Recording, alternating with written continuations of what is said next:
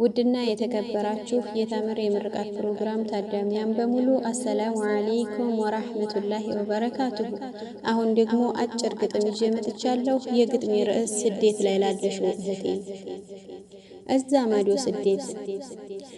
ማዶ ስደት ሰው ሀገር ላለሽው፣ ጓዳና ሳሎን የሰው ቤት ማሞቁን ኑሮ ላደረግሽው፣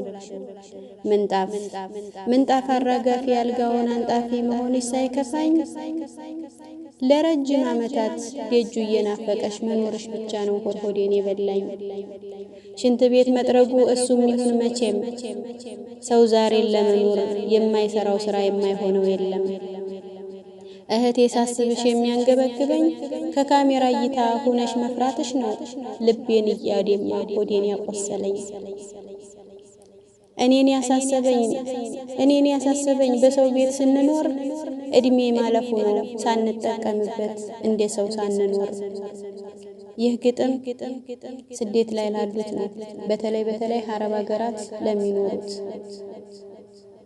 እየተሰደቡ አገልጋይ ለሆኑት፣ ያልፋል እያሉ ለሚኖሩት።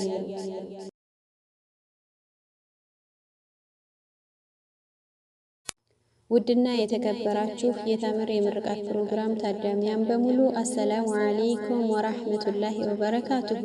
አሁን ደግሞ አጭር ግጥም ይዤ መጥቻለሁ። የግጥሜ ርዕስ ስደት ላይ ላለሽው እህቴ።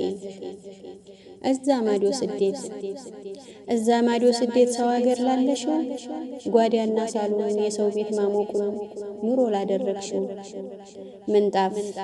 ምንጣፍ አራጋፊ አልጋውን አንጣፊ መሆንሽ ሳይከፋኝ፣ ለረጅም ዓመታት ደጁ እየናፈቀሽ መኖርሽ ብቻ ነው ሆዴን የበላኝ። ሽንት ቤት መጥረጉ እሱም ይሁን መቼም፣ ሰው ዛሬን ለመኖር የማይሰራው ስራ የማይሆነው የለም። እህቴ ሳስብሽ የሚያንገበግበኝ፣ ከካሜራ እይታ ሆነሽ መፍራትሽ ነው ልቤን እያደማ ሆዴን ያቆሰለኝ። እኔን ያሳሰበኝ በሰው ቤት ስንኖር እድሜ ማለፉ ነው ሳንጠቀምበት እንደ ሰው ሳንኖር። ይህ ግጥም ስደት ላይ ላሉት ነው፣ በተለይ አረብ ሀገራት